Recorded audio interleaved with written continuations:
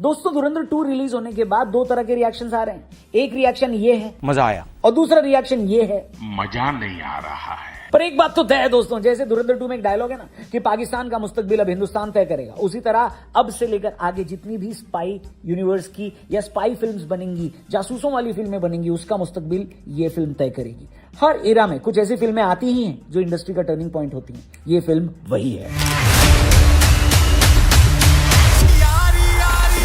धुरंधर में एक स्पाई की कहानी को जब हम देख रहे थे तो लग रहा था कि ये ल्यारी और पाकिस्तान तक ही लिमिटेड रहेगी, सीमित रहेगी, लेकिन ये वाला पार्ट यानी पार्ट 2 द रिवेंज इसके बियॉन्ड चला जाता है। ये फिल्म भगवत गीता के श्लोक से शुरू होती है, यानी कर्म से शुरू होकर बलिदान तक जाती है। जहां इस फिल्म का पहला पार्ट पाकिस्तान के एक्शन पर बेस्ड था, वहीं ये वाला यानी पार्ट 2 भारत के रिएक्शन पर बेस्ड है। इसके पहले वाले पार्ट में कैसे पाकिस्तान ने हमको नुकसान पहुंचाया और पॉलिटिकल रूप से हम कितने मजबूर थे, ये दूसरा पार्ट हमें बताता है कि हम कितने मजबूत हैं। यानी कैसे हिंदुस्तान में जब हवा बदली तो हिंदुस्तान ने अपना जवाब भी दिया। अननोन गनमैन से लेकर पाकिस्तान के कोर टेररिज्म तक ये फिल्म जाती है।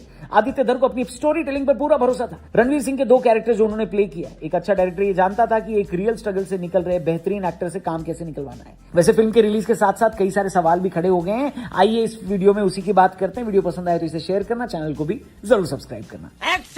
दोस्तों भारतीय सिनेमा से जुड़े 2 बड़े सवाल आज तक जो पूछे गए हैं, उनमें से एक सवाल था कि कटप्पा ने बाहुबली को क्यों मारा, और दूसरा बड़ा सवाल था कि भाई बड़े साहब कौन है।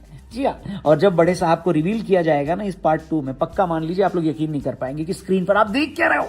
आपने शायद वो गेस कर लिया हो कि भाई ये होंगे वो होंगे, लेकिन जिस हिसाब से सरप्राइज इस फिल्म में आदित्य धर ने रखे हैं, दिमाग हिल जाएगा आपका। मुझे लगा था इसको कैसे दिखाएंगे, क्या ट्रीटमेंट होगी, कैसा एग्जीक्यूशन होगा, लेकिन आदित्य भाई ने कहा कि भाई मेरी फिल्म है, मैं दिखाऊंगा तो दिखाऊंगा। फिल्म के फर्स्ट पार्ट में जब हम यूपी गैंगस्टर्स वाली लाइन सुनते हैं ना, तो हमको लगता है कि वो बात आई और गई होगी, लेकिन धुरंधर 2 में उन कैरेक्टर्स को लाया जाता है जो आप सपने में भी नहीं सोच सकते थे। इसके पार्ट 1 में जिन यूपी गैंगस्टर्स की बात हुई थी, इस फिल्म के अंदर वो दिखाया है कि चाहे ड्रग्स हो, आर्म्स हो, फर्जी नोट हो, कैसे वो गैंगस्टर्स यूपी से पूरे इंडिया की इकोनॉमी चलाते थे। यूपी का वो कौन सा गैंगस्टर कम पॉलिटिशियन था जिसने अपने रसूख और दबंगई का इस्तेमाल करके आईएसआई के लिए काम किया। फिल्म उसको एकदम क्लियरली बोलती है और इसके ऊपर आगे बहुत बड़ा बवाल होने वाला, मैं लिख के देता हूं आपको। बाकी फिल्म में जितने भी एक्चुअल सीन्स है ना, उनके रेफरेंसेस देते हुए फिक्शन और रियलिटी में सीधा डिफरेंस डाला है। हमजा की पास्ट लाइफ यानी जसकीरत सिंह रांगी का वो फर्स्ट चैप्टर, जहां हम उसको जिंदगी का उसके वो दर्दनाक हिस्सा देखते हैं जो उसको एक किलिंग मशीन बना देता है। वहां से एक स्पाई को कैसे रिक्रूट किया जाता है, उसको कैसे मकसद दिया जाता है, कैसे उसके अंदर की आग को इस्तेमाल किया जाता है, और कैसे एक देशभक्त आदमी जिंदगी की आखिरी सांस तक लड़ता है, जबकि उसके पास देश से गद्दारी करने के प्रॉपर मौके होते हैं, लेकिन वो लड़ता है। फिल्म में उसे बढ़िया तरीके से दिखाया है। बाकी फिल्म ये कहने में भी कामयाब होती है कि देशभक्ति एक चॉइस नहीं बल्कि ड्यूटी है। फिल्म में खालिस्तानी टेररिज्म का एंगल, जहूर मिस्त्री का एंड, मेजर इकबाल का ट्रीटमेंट, पाकिस्तान की कोर आइडियोलॉजी और हमारे देश के अंदर उसके ऑपरेशंस को जिस तरह से एक्सपोज किया है वो ब्रिलियंट है। अब बात करते हैं परफॉर्मेंसेस की, तो भाई आप उंगलियों में बता सकते हैं गिनकर कि आपने कितनी ही ऐसी फिल्में देखी होंगी जहां पर साइड कैरेक्टर्स ने आपको मूवी की वैल्यू बढ़ाकर दी हो। इस फिल्म के अंदर ऐसे आधा दर्जन से ज्यादा कैरेक्टर्स हैं जिन्होंने फिल्म की वैल्यू को नेक्स्ट लेवल पर ले गए हैं। फिल्म के फर्स्ट पार्ट में रहमान डकैत थे, इस पार्ट में जमील जमाली, जावेद खनानी, जहूर मिस्त्री, पिंडा जैसे कितने कैरेक्टर्स हैं जो स्टोरी की डेप्थ को स्ट्रॉन्ग करते हैं। इन सब की परफॉर्मेंस टॉप नॉच है। एक mind blowing performance Arjun Rampal की भी। मेजर इकबाल को पार्ट 1 में जैसे आपने देखा था, इस पार्ट में उससे थोड़ा अलग है। उनके बाप के साथ उनकी लड़ाई, उनके घर के अंदर हुई उनकी लड़ाई, और फिर आइडियोलॉजिकल लेवल पर उनकी लड़ाई, ये तीनों इस कैरेक्टर को क्राफ्ट करते हैं। वहीं अलीना यानी सारा अर्जुन के पास इतने बड़े परफॉर्मेंसेस के बीच भी शाइन करने का मौका मिलता है। एक ऐसी लड़की जिसको ये मालूम पड़ जाता है कि उसका हस्बैंड एक इंडियन स्पाई है। अब एक मिनट यार, कोई स्पॉइलर नहीं है भाई साहब, ये सभी जानते हैं कि उनको मालूम पड़ गया। इनफैक्ट जब ट्रेलर भी रिलीज हुआ था तो एक ऐसा सीन आया था जहां पे लोग गेस कर चुके थे कि शायद अलीना को यानी सारा अर्जुन को पता चल गया रणवीर की रियलिटी के बारे में, हमजा की रियलिटी के बारे में। लेकिन यहां से अलीना का जो बिहेवियर होता है, उनकी जो एक्टिंग होती है, जो अपने कैरेक्टर को जो उन्होंने ट्रीटमेंट दिया है, फुल मार्क्स टू सारा अर्जुन, और उनसे ये काम निकलवाने के लिए फुल मार्क्स टू आदित्य धर।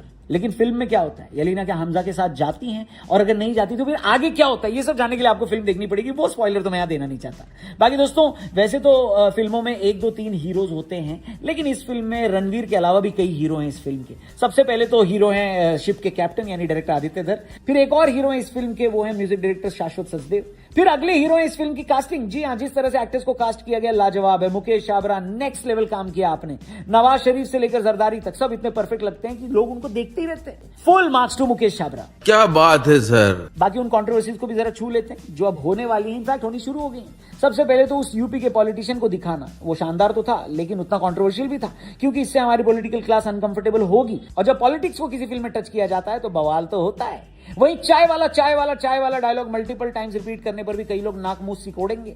इसके साथ ही फिल्म के क्लाइमेक्स में गजवाए हिंद माले गनीमत जैसे वर्ड्स मेजर इकबाल की एक्सट्रीम आइडियोलॉजी को भी दिखाते हैं। वैसे तो पूरी दुनिया जानती है कि पाकिस्तान की यही कोर आइडियोलॉजी है, लेकिन कई लोग इसको डाइजेस्ट शायद न कर पाए। इसके साथ ही ऑपरेशन ग्रीन लीफ, ओहो, इसको भी फिल्म में दिखाया गया। यहां मैं बिल्कुल रिवील नहीं करना चाहता, हो सकता है बाकी रिव्यू करने वालों ने या सोशल मीडिया पर पोस्ट करके लोगों ने ऑपरेशन ग्रीन लीफ को रिवील कर दिया हो, स्पॉइलर दे दिया हो, लेकिन मैं यहां बिल्कुल स्पॉइलर नहीं देना चाहता। वो भी इस फिल्म में दिखाया गया है और उसके ऊपर भी भैया ऑपोजिशन से भयंकर रिएक्शन आएगा। इसको कैसे देश की पॉलिटिक्स से और मोदी जी से जोड़कर देखा जाएगा, भाई ये बवाल देखने लायक होगा। अभी देखिए न्यूज चैनल्स पर जब डिबेट शुरू होंगी सारे मुद्दों पर, तो बवाल होगा, आग लगेगी आग। बाकी हिंदुस्तान में हवा बदल रही है, ये वाला डायलॉग भी बहुत सारे रिएक्शन लेकर जाएगा। यानी कंट्रोवर्सीज की बात करें तो भर भर के है, जिस पर आगे अलग वीडियोस भी बनाएंगे। और कैसे बड़े बड़े सेलिब्रिटीज की उस पर रिएक्शन आ रहे हैं, बड़े बड़े पॉलिटिशियंस के उस पर रिएक्शन आ रहे हैं, आने वाले हैं, वो भी आपको कंपाइल करके एक वीडियो में बनाकर इसी चैनल पर दिखाएंगे। बाकी आप बताइए, आपने देखी नहीं देखी फिल्म? अगर आपने देख ली है तो आपको कैसी लगी? कमेंट करके बताइए कि कौन सा पार्ट आपको एकदम कड़क एक नंबर लगा और कौन सी चीज आपको बिल्कुल अच्छी नहीं लगी। कमेंट करके बताना, चैनल को भी सब्सक्राइब करके जाना। Thank you for watching screen वाला। जल्दी मिलते हैं। जय हिंद।